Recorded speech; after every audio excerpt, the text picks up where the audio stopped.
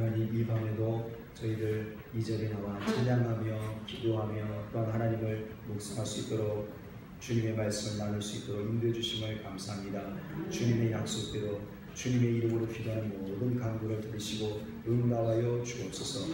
특별히 저희들에게 성령으로 충만하게 하옵소서. 하나님의 영으로 충만하게 하소서.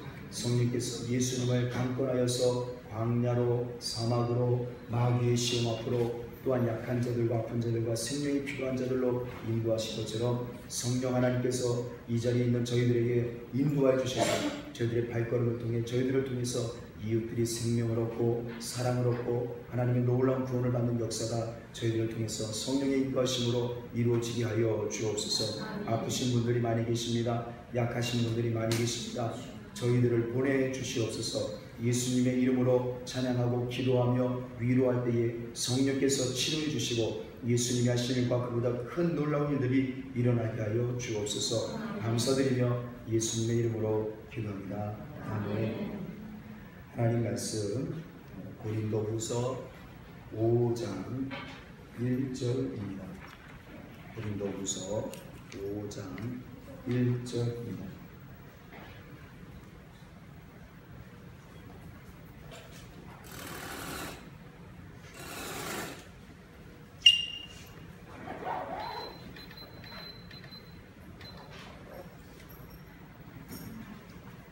고린도후서 5장 1절부터 10절까지 합독하시 있습니다. 시작. 만일 땅에 있는 우리의 장막집이 어찌면 하나님께서 지으신 집 곧 손으로 지은 것이 아니고 하늘에 있는 영원한 집이 우리에게 있는 줄 아니라. 참으로 우리가 여기서 단식하며 하늘로부터 오는 우리 처소로 덧입기를 간절히 사모하노라.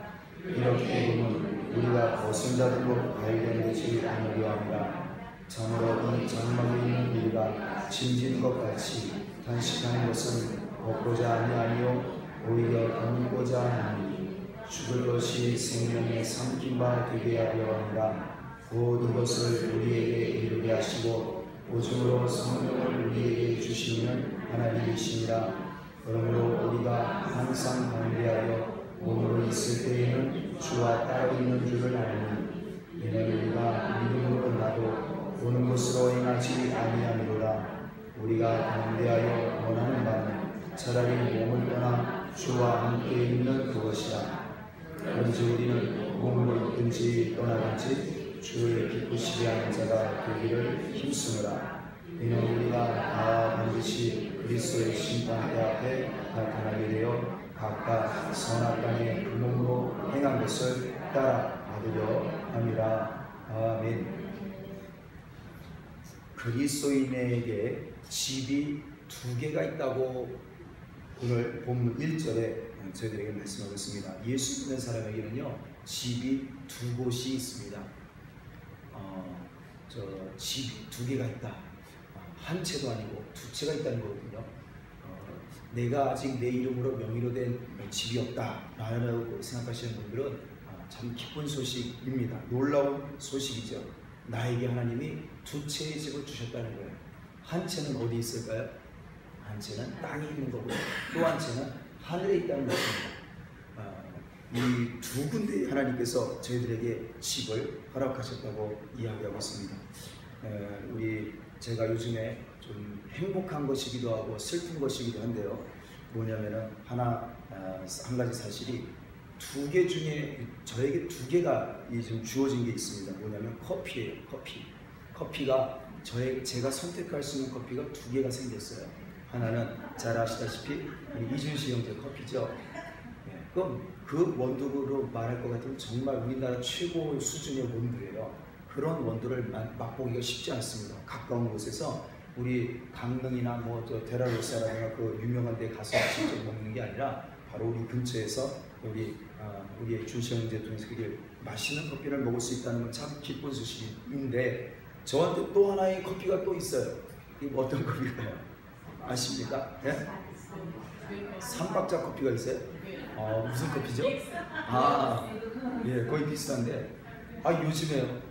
왜 이렇게 자판기 커피가 이렇게 맛있더라고요. 그래서 우리 강경수 집사님께 어디 여쭤봤는데 자판기 커피가 이 준식형제 커피를 먹고 싶어서 제가 가려고 할 때에 이 갈등이 생기는 거예요. 야, 저 커피도 맛있는데 자판기가. 그래서 저한테 행복하기도 하고 또 한편으로는 갈등이 생기는 거예요. 아, 준식형제 저 최고의 뭐 커피를 원두 커피를 마시러 가야 되나, 아니면 이 저 자판기 커피를 마셔야 되나. 제가 저 자판기의 커피를 뽑으면은 거기에 물을 살짝 조금 더 넣습니다. 그러면 기가 막힌 커피예요. 정말 준식형제의 커피 저리 가라 할 정도의 커피가 나옵니다. 여러분, 이 두 가지가 나에게 있다는 것은 이처럼 정말 행복한 거죠. 하나만 있으면은 선택의 여지가 없잖아요. 두 개가 있다는 것은 참 우리에게 큰 기쁨이요 즐거움일 것입니다. 나중에 우리 한경수 집사님, 우리 저 김태희라고 아시죠?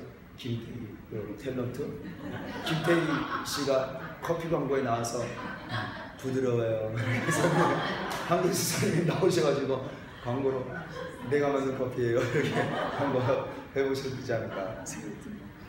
여러분, 그래도 한경수 집사님께 그 커피 어떻게 이렇게 잘 만드셨어요? 그랬더니 아무렇게나 넣어요 이렇게 하시는데, 근데 장인들을 보면요 진짜 뭐 이렇게 그람으로 맞춰서 안 하세요. 눈대중으로 착착 던져서 자, 이 장인의 솜씨가 아닌가 생각이 듭니다.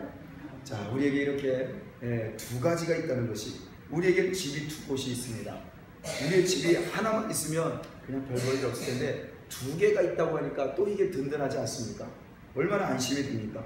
우리에게 하나님이 집을 두 군데를 주셨는데 하늘에 그 집이 있고 땅에 집이 있다는 겁니다. 그런데 이 땅에 있는 집하고 하늘에 있는 집이 약간 좀 수준 차이가 납니다. 수준 차이가 나는데, 땅에 있는 집은 1절에 보니까요, 우리 땅에 있는 우리 장막집이 무너진다. 땅에 있는 집은요 무너지는 집입니다. 벗어버려야 될 집이에요. 한계가 있는 집이라는 것입니다. 우리가 지금 살고 있는 집은 그런 집이에요. 그런데 이 집을, 땅에 있는 집을 사실 우리가 살고 있는 그 건물의 집만 말씀하시는 것이 아닙니다. 그 건물, 우리가 잠자는 집만 이야기하는 것이 아니라 우리의 육신의 몸을 이야기하고 있는 것입니다. 우리 육신의 몸, 우리가 살고 있는 이 땅의 집도, 여러분 이 건물도 보시면 아시겠지만 26년이 돼가니까 여기저기가 수리할 때도 생기고 고쳐야 될 때도 생기고, 또 이번에도 김건식 집사님이 그 계단을, 그 오래된 그 25년 6년 된 계단을 색칠을 다 이게 얼마나 아름답게 해주셨는지 모르겠는데, 여러분 다 이 땅에 있는 것이라는 것은 이런 한계가 있습니다. 다 이 벗겨지고 또 무너지고 또 수리가 필요한 그러한 한계가 있다는 것이죠. 또 이 땅에 있는 집의 특징은 무엇이냐? 이 땅에 있는 집은 손으로 지은 것입니다. 손으로 만들어진 것이에요. 사람 손으로 만들어졌다는 것은 한계가 있다는 것을 이야기하고 하는 것입니다. 하나님의 손으로 만들었으면 보수할 것도 없고 수리할 것도 필요 없는데, 이 사람의 손으로 만든 것이기 때문에, 육신의 몸을 가지고 있는 것이기 때문에 이것은 한계가 있는 것입니다. 그러면 반대로 하늘에 있는 집은 어떨까요? 하늘에 있는 집은 무너질 염려가 없습니다. 하늘에 있는 집은 절대 수리할 것이나 또 오래돼 보이거나 그렇지가 않습니다. 하늘에 있는 우리의 집은, 그 집은 그래서 하나님이 지으신 사람의 손으로 지은 집이 아니라고 이야기합니다. 그리고 이 하늘에 있는 집은, 우리에게 예비된 저 하늘에 있는 집은 영원하다라고 이야기하고 있습니다. 그래서 이 1절에 보면요, 이 한글에는 번역이 안 됐는데요, 장막집이라고 번역을 했죠. 땅에 있는 집을 일명 장막집이라고 번역을 했는데, 원어를 보면 텐트입니다. 텐트. 땅에 있는 우리가 살고 있는 집은요, 내가 살고 있는 이 몸은 무엇입니까? 텐트입니다. 텐트. 텐트 아시죠? 다음 주에 우리 캠프를 울진으로 갈 것인데, 아마 텐트에서 잠을 자보고 우리 여름에 캠프 시즌이 되어서 밖에서 잘 때 텐트에서 한번 잠을 주무셔 보십시오. 잠 어떻게 편하게 주무실 수 있을까요? 절대 못 잡니다. 절대 못 잡니다. 밖에서 잘 때 피곤해서 물론 그냥 골아 떨어져서 잘 수는 있는데, 텐트에서 누우면요 잠이 안 와요. 왜냐하면 소리가 너무 시끄러워요. 밖에 나는 그 소리들 때문에 신경 쓰여서 못 자요. 비라도 떨어져 보세요. 그러면 완전히 날밤을 새는 겁니다. 빗소리가 그냥 톡톡톡톡 치는 소리 때문에 잠을 잘 수가 없습니다. 여러분, 이 땅에 있는 우리의 집은 바로 이와 같은 텐트입니다. 오두막이라는 단어예요. 천막이라는 단어입니다. 임시 거주지라는 단어예요. 우리가 살고 있는 이 땅에, 우리가 지금 현재 살고 있는 집, 내가 살고 있는 내 지금 육신의 삶, 그리고 내 육신의 몸, 이것은 전부 다 임시 거주지인 것입니다. 텐트에 볼품이 없습니다. 불편하기 짝이 없습니다.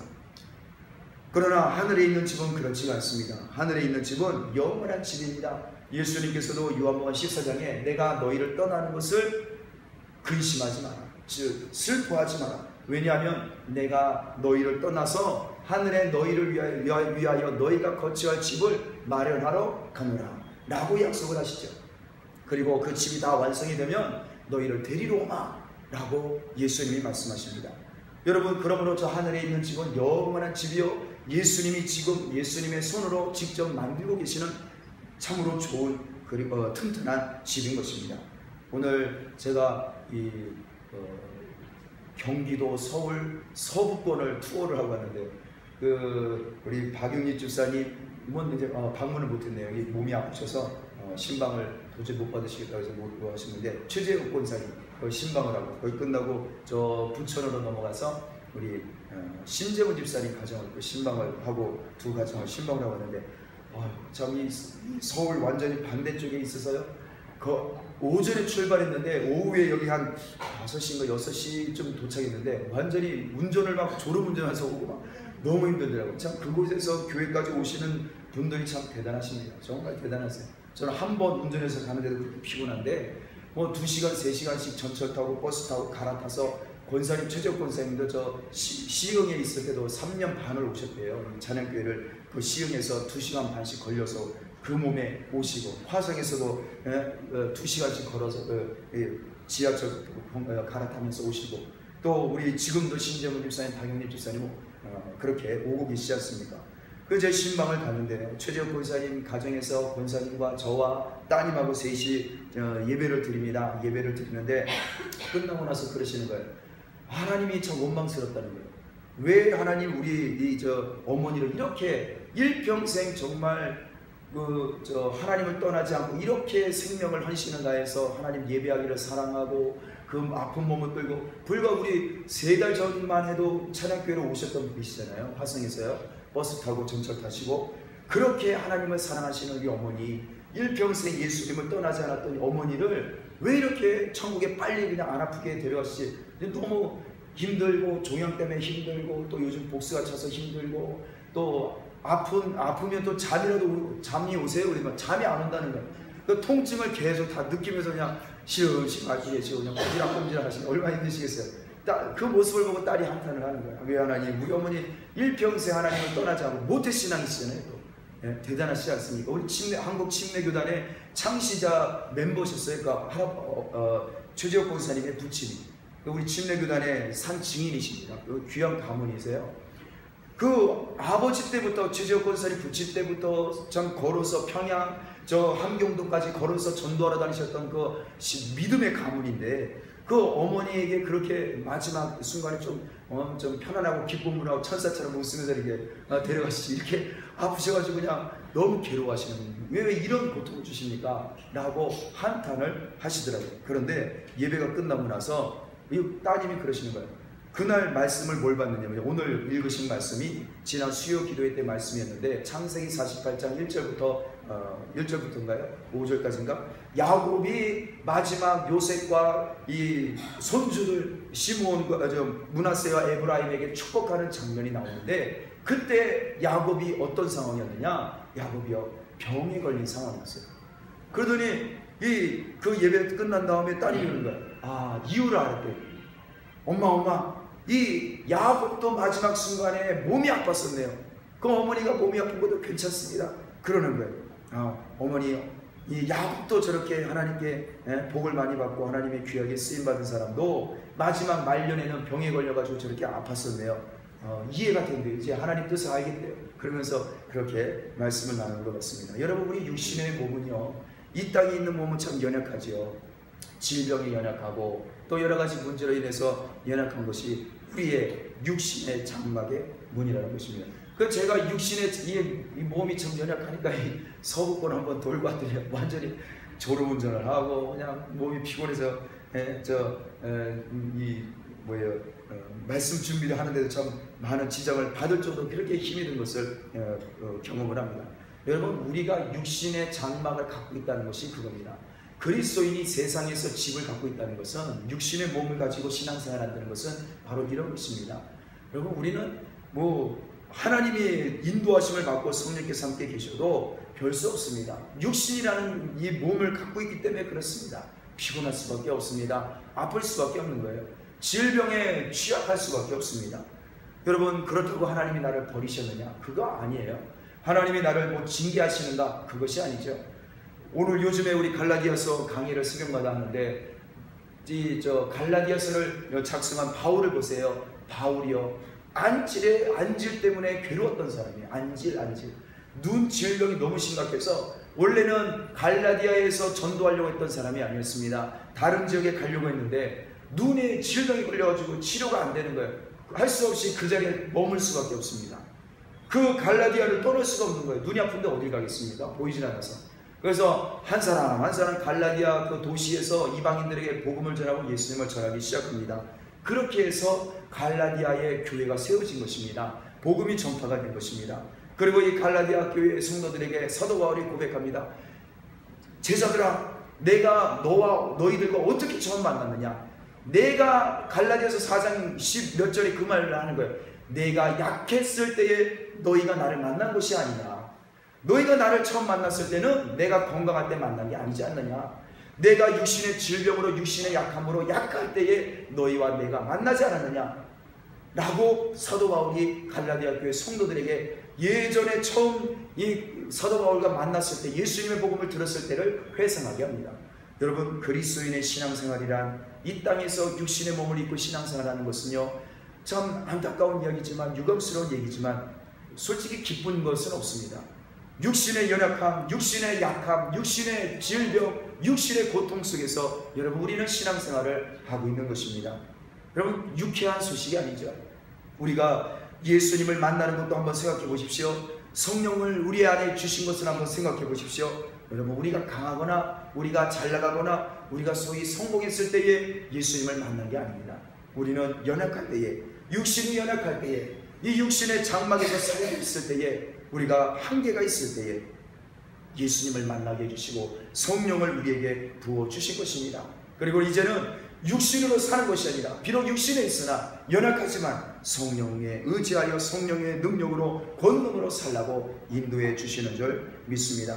그러므로 여러분, 오늘 본문에 말하고 있습니다. 2절에 우리 사도 바울이 고백하지요. 그리스도인은 어떠한 사랑을 빠져야 되는가 이야기하고 있는데, 2절 하반절에 보면요, 간절히 사모한다 라고 표현하죠.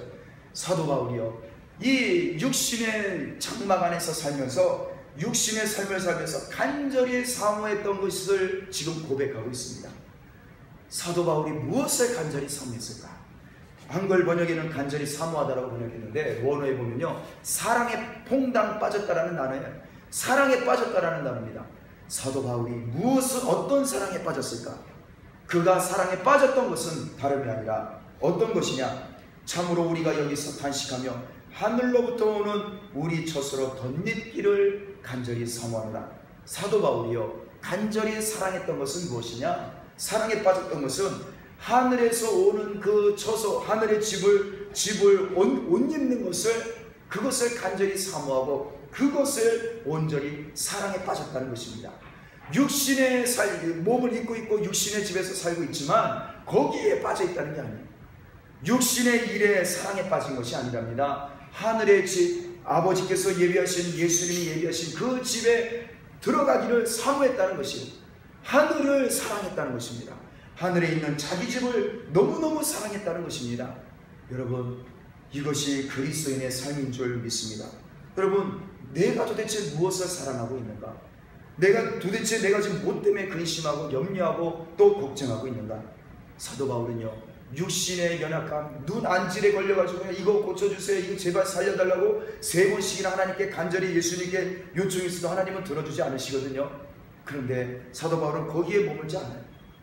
육신은 뭐 문제도 많고 육신의 약함도 많고 지금 해결해야 될 문제들이 산적하지만 거기에 퐁당 빠져 있지 않습니다.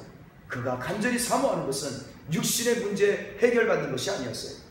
하늘에 있는 집, 하나님의 집, 나를 위해 예비하신 예수님이 준비하신 그 집에 들어가는 것, 하늘나라의 그 집에 들어가는 것, 이것을 간절히 사모하고 이것만을 사랑했다는 것입니다. 여러분, 사도 바울은 그런 사람이었습니다. 근데 재미난 이야기는요, 하늘의 집을 들어간다라는 표현을 안 하고 옷을 입다라고 표현했습니다. 옷을 입다. 하늘의 집을, 하늘의 처소를 옷 입기를 간절히 사모한다. 하늘의 집을 옷 입다. 옷을 입는다는 것은 무엇이겠습니까? 옷을 입는다는 것은 내가 만약에 깨끗한 옷을 입으면 나를 볼 때 사람들이 저 사람 깨끗하게 보이는구나 라고 느끼죠. 만약에 내가요 더러운 옷을 입으면 다른 사람들 날 볼 때에 저 사람 더러운 옷 입었구나, 더럽구나, 그렇게 생각을 하기 마련입니다. 내가 어떤 옷을 입느냐에 따라서 나의 모습이 다른 사람들에게 그대로 드러나는 것이죠. 지금 사도 바울은요, 땅의 집을 옷 입지 않는다는 것입니다. 사도 바울이 간절히 사랑했던 것은, 사모했던 것은 하늘의 집이라는 것이에요. 그래서 하늘의 집을 옷 입고 하늘의 집을 옷 입었다는 것은 누가 봐도 저 사도 바울은 정말 하늘을 사랑하고 하나님 나라를 사랑하고 예수님이 계신 그곳을 사모하는 사람이라는 것을 의심할 수 없을 정도였다는 것입니다. 만약에 내가 땅의 집에 옷을 입었다고 생각해 보세요.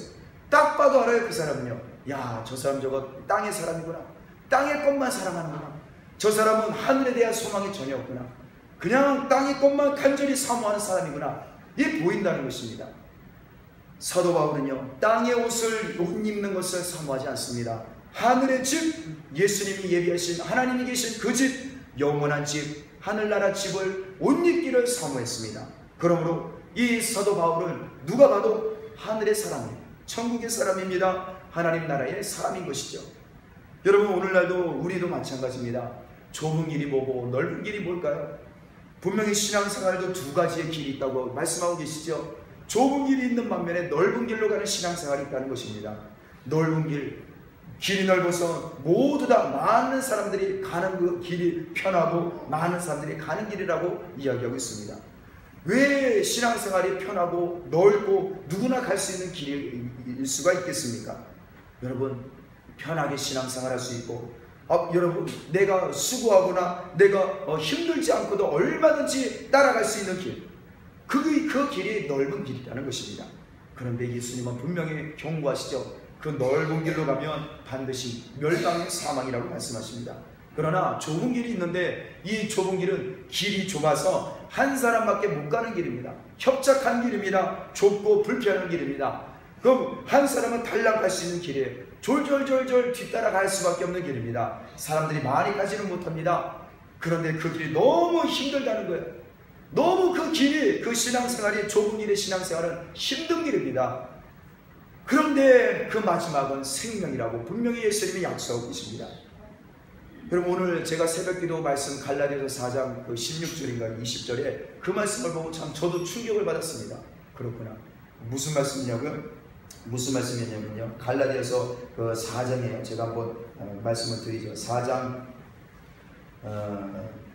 19절의 말씀이에요. 이렇게 되어 있어요. 나의 자녀들아, 너희 속에 그리스도의 영성을 이루기까지 다시 너희를 위하여 배설하는 수고를 하노니. 사도 바울이 갈라디아 교회를 세울 때에 어떤 심정으로 세웠느냐? 갈라디아 사람들, 예수 믿지 않는 사람들을 예수 믿게 하고 그들에게 제자 훈련을 시키고 성경을 가르치고 그들을 위해서 기도하고 목양을 할 때에 배설하는 수고를 했다는 겁니다. 원어를 보면 배설하는 고통을 겪었다라고 써 있습니다. 여러분, 신앙생활이 쉽다고 하는 거는요, 행복하다고 하는 거는 솔직히 그거는 좀 문제가 있는 거예요. 사도 바울은 갈라디아 교회 성도들을 목회할 때에, 전도하고 그들을 양육할 때에 해산하는 고통이 있었다는 거예요. 해산의 고통을 아십니까? 다 모르시나요? 해산의 고통을 잊어버리셨나요? 제가 알려드릴게요. 산부인과 의사가 그러더라고요. 책에 보니까 이 여성이 이 임신을 해서 출산할 때에 해산의 고통이 얼마나 큰가. 이 골반의 뼈들이 제자리에서 다 탈골을 한다는 거예요. 제자리에서 그 뼈들이 다 어긋난다는 것입니다. 그래야만 아기가 출생이 된다는 거예요. 여러분 생각해 보세요. 뼈가 어깨에서, 이 팔에서, 손목에서, 손가락에서 탈골이 됐다고 생각해 보세요. 어떻겠습니까? 뼈가 막 달랑달랑거리고 생각해 보세요. 뼈가 무릎이 나가지고 무릎뼈가 어긋났어요. 여러분 그렇게 걷는다고 생각해 보세요. 얼마나 고통스럽습니까? 보통 고통이 아니죠. 해산의 고통이 무엇이냐? 의사들이 그러는 거예요. 우리 잊어버리신 분들에게 말씀을 드릴게요. 뼈가 다 제자리에서 떠나서 이 엉뚱한 자리에 가 있는 거예요. 그래야만 이 아기를 낳을 수가, 자녀를 출생할 수가 있습니다. 이것이 해산의 고통이죠. 우리 남자들은 아마 전혀 해산의 고통을 모르죠. 그래서 남자들은 뼈가 좀 부러져 보고 뼈가 좀 탈골이 돼봐야 야 이게 해산의 고통이구나 이해를 할 수가 있지 않겠습니까? 신앙생활이 쉬울 수 있다는 것이 쉽다는 것은요, 이거는 거짓말일 수도 있는 거예요. 여러분 예수 믿고 예수님을 따라가는 이 십자가의 길, 말이 십자가의 길이지 왜 십자가의 길일까요? 예수님이 십자가에서 뭘 하셨습니까? 그 무거운 십자가를 지고 올라가다가 쓰러지시죠. 오죽하면 그 장정인 예수님도 못 지고 갈 만큼 무거운 그 나무 덩어리를 지나가던 사람이 대신 짊어지게 할 만큼 그 길은 쉬운 길이 아니죠. 육신에 너무 심각한 피곤하고 지치고 고통스러운 길이 예수님의 십자가의 길이 아닙니까? 그 길 올라가실 때에, 그 골고다 올라가실 때 그냥 가셨습니까? 군병들이 채찍질하지요. 피투성이가 되어서 너무너무 그 피부가 다 떨어져 나갈 만큼 극심한 고통을 당하시죠. 여러분 십자가의 길이 이게 그냥 말로만 십자가의 길이 아니에요. 우리 신앙생활 한다는 것이요, 그뿐이겠습니까? 6시간 동안 금요일 오전 9시부터 낮 3시까지 양쪽 손에 대못이 박히고 발에 못이 박혀서 6시간 동안 그 뼈 쇳덩어리에 온몸이 짓눌려 가면서 피가 다 쏟아지는 고통을 당하시지 않습니까? 목이 마르신데도 드시지도 못하는 상황에 계시지 않았습니까? 여러분 십자가의 길이요, 그리스도인의 신앙생활이요, 이거는 어려울 수밖에 없는 거예요. 우리 집사의 사명, 여러분 이게 쉽다, 그냥 말로만 집사가 아닙니다. 여러분 안수 집사, 권사, 전도사, 목사, 이거 만약에 이 목사가 이렇게 편하고 행복한 줄 몰랐습니다. 저는 이해할 수가 없어요. 왜 목사가 행복합니까? 목사는요 행복할 수가 없습니다. 여러분 해산의 고통을 해야만 성도 한 명을 겨우 살리고 예수 믿게 하고 예수님의 형상이 그 사람 안에서 나타나는데, 여러분 어떻게 목사가 행복할 수가 있습니까? 뼈가 으스러지고 뼈가 제자리에서 갈군돼서 그렇게 해야만 겨우겨우 성도를 살릴 수가 있는데 어떻게 기쁠 수가 있고 행복할 수가 있냐고요. 우리 성도님들이 예수님을 믿고 살아가는 것이 그와 같이 우리 믿음의 후배들을 위해서 내가 육신의 수고와 마음의 수고와 성도들을 위해서, 교우들을 위해서 깨어서 기도하고 눈물 뿌리며 기도하고 때로는 손대접하면서 내 육신의 피곤함도 아랑곳 않고 성도들을 섬겨야 되는데 어떻게 집사가 행복할 수 있냐고요. 어떻게 편할 수가 있습니까? 신앙생활이. 여러분 그러므로 이 사도 바울이 이 갈라디아 교회 성도들에게 그 고백, 나는 너희를 지금까지도 앞으로도 예수 그리스도의 형상이 너희 안에 세워질 때까지는 나는 해산의 수고를, 해산의 고통을 나는 감당할 것이다 라고 고백하고 있습니다. 여러분 그러므로 이 시대의 진짜 신앙생활이 뭘까요? 여러분 예배드리고 또 우리가 봉사 조금 하고 그렇게 해서 내가 보람을 느끼고 또 영적인 만족감을 느끼고, 여러분 그러한 것으로 내 만족을 느끼고 그러한 신앙생활이 기쁨을 누리는 것이 신앙생활이라면 여러분 사실 우리는 아직 약간 더 성장이 필요한 겁니다.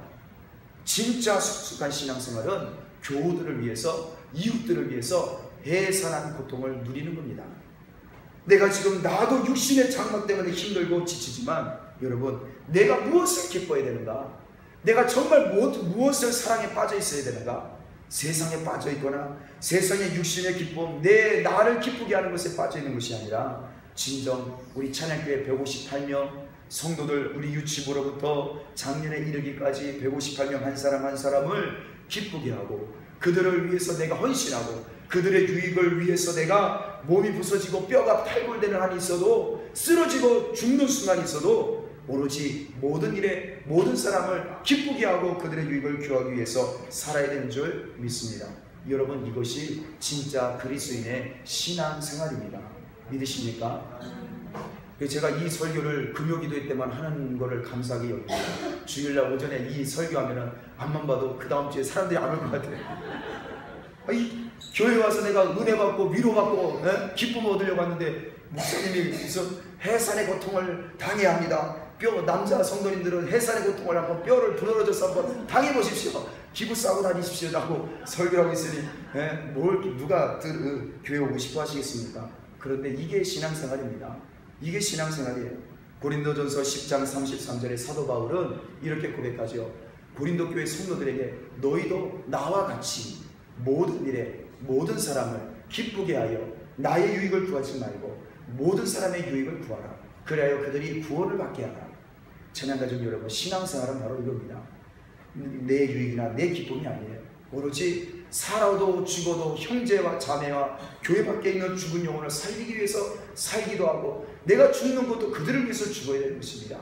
그러니 어찌 내가 내 육신의 기쁨에 안주하며 어찌 내가 육신의 집에 안주하며 어찌 내가 육신의 장막에 사랑에 빠질 수가 있겠습니까? 오로지 사도 바울의 고백처럼 하늘의 집을 사모하고 하늘나라의 그 집만을 사랑하기를 힘써야 되는 것이 진정한 신앙생활인 것입니다.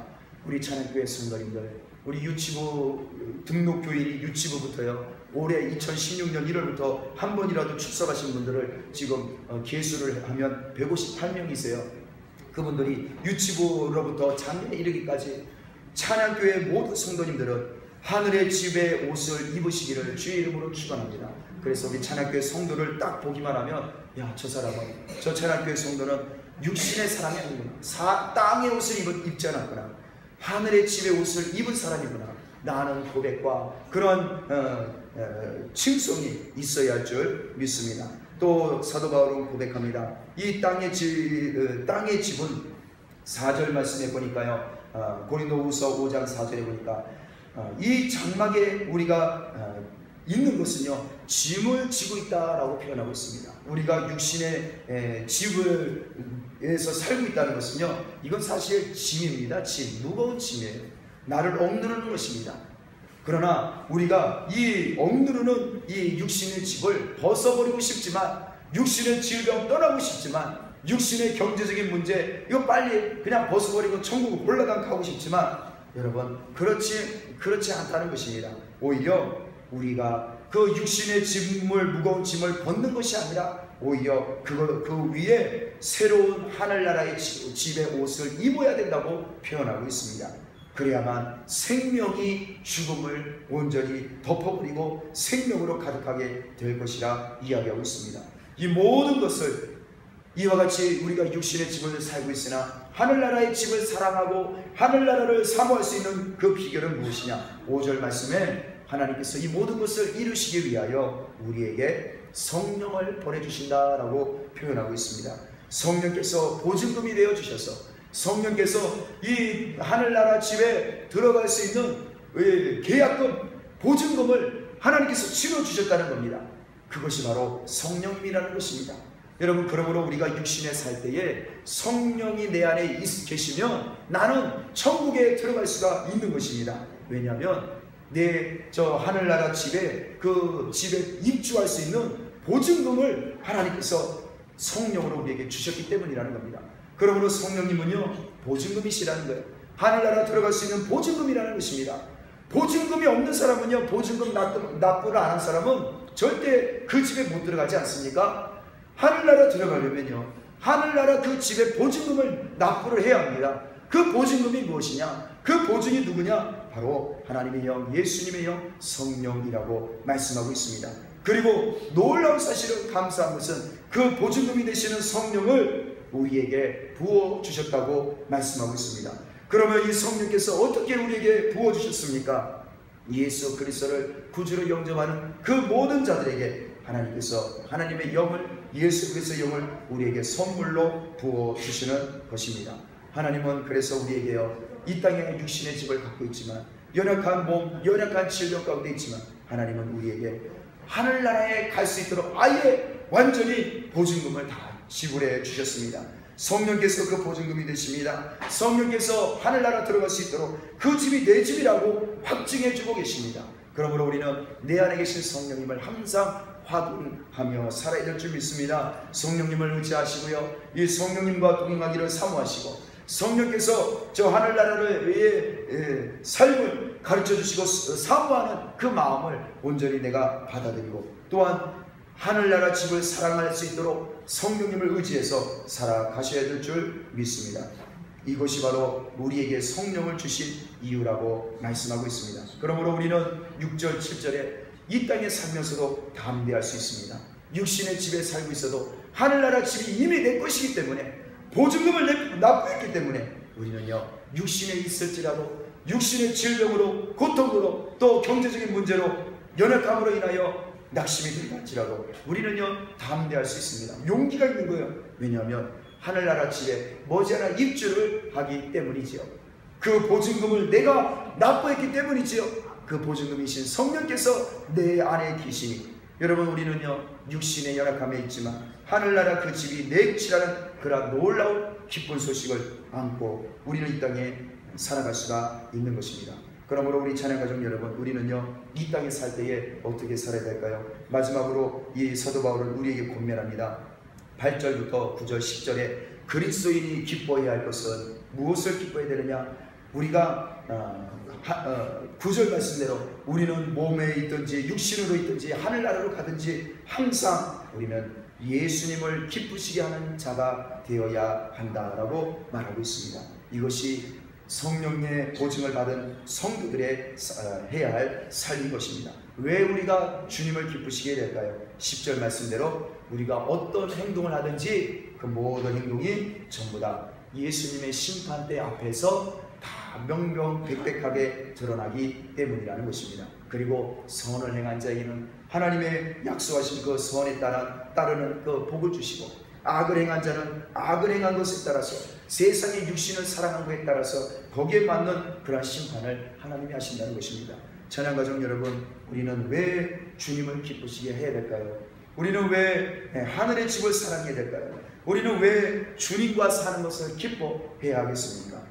여러분, 그것은요, 나중에 하나님께서 다 우리의 오늘 행한 모든 것에 하나님께서 심판해 주시고 상 받을 자에게는 상을 주시기 때문인 줄 믿습니다. 여러분, 오늘 이 피곤하고 지친 몸을 이끌고 하나님께 기도하고 찬송하며 또 함께 형제자매들과 이 자리에 모였습니다. 이것은요, 하나님께서 반드시 마지막 날 이 땅에 다시 오셨을 때에 오늘 이 금요기도에 참석한, 그리고 하나님께 말씀을 나누고 찬송한 저희들의 이 행동한 것을 반드시 예수님께서 기억하시고 반드시 상으로 또 복으로 생명으로 영원토록 인도해 주실 것입니다. 오늘 그러므로 우리는요, 열심으로 육신의 몸을 입고 있지만 육신의 일로 낙심하거나 절망하지 마십시오. 또 근심하거나 염려하지 마십시오. 성령께서 우리 안에서 자꾸 가르쳐주고 계시는 거예요. 너희 집은 이 땅이 아니다. 저 하늘나라에 너희 집, 영원한 집이 있다. 그 집이 너의 집이다. 나 성령께서, 성령 하나님이 그 보증금을 지불해 주셨다는 겁니다. 그러므로 찬양가족 여러분, 우리는 성령께서 내 안에 나의 집을 계속해서 가르쳐주고 계시다는 사실을 기억하시면서 날마다 예수님이 가르쳐주신 그 말씀대로 예수님의 옷, 하늘나라의 집을 옷 입으며 사시기 바랍니다. 예수님 하신 말씀대로 하나님을 사랑하고 이웃 사랑하는 일에 열심을 품으시기 바랍니다. 그 일밖에는 할 게 없습니다. 우리가 이 땅에 사는 동안 할 수 있는 것은 열심으로 하나님 사랑하십시오. 그리고 열심히 이웃을 사랑하십시오. 형제자매 사랑하는 데 힘쓰시고, 또 살든지 죽든지 이웃들을 어떻게 기쁘게 하고 그들의 유익을 위해서 살까, 이것만을 놓고 기도하시고 간구하시기 바랍니다. 하나님께서 반드시 그 모든 일에 상 주시고 복 주시고 영원한 그 집에서 예수님과 함께 기쁨으로 살아가고 인도해 주실 겁니다. 오늘 이 말씀을 붙들고 함께 기도하시죠. 우리의 육신에 참 어렵고 힘든 문제들이 있습니다. 그러나 낙심하지 마십시오. 절망하지 마십시오. 우리에게 성령께서 보증금으로 와 계십니다. 나의 영원한 집이 있다고 말씀하고 계시죠. 내가 이 땅에서 비록 내 육신의 장막은 볼품이었고 내 육신의 몸은 연약하고 아프고 참으로 낙심되는 몸이지만, 볼품없는 몸이지만 내 하늘의 집, 아버지의 집, 예수님이 계신 그 집에 영원한 집은 참으로 아름답고 참으로 영광스러운 집을 우리에게 이미 허락해 주셨습니다. 우리가 그 하늘의 집을 날마다 옷 입고 내 그 영원한 하늘나라의 집을 사모하면서 예수님이 하신 일도 하고 그보다 큰 일도 하며 이 땅에서 살아가시는 삶이 되게 해달라고 우리 함께 소원을 가지고 하나님께 기도하시겠습니다. 기도하십니다. 할렐루야. 하나님 아버지 감사합니다. 우리의 육신이 연약하여서 하나님 육신의 일에 없는 거나 육신의 일로 낙심하거나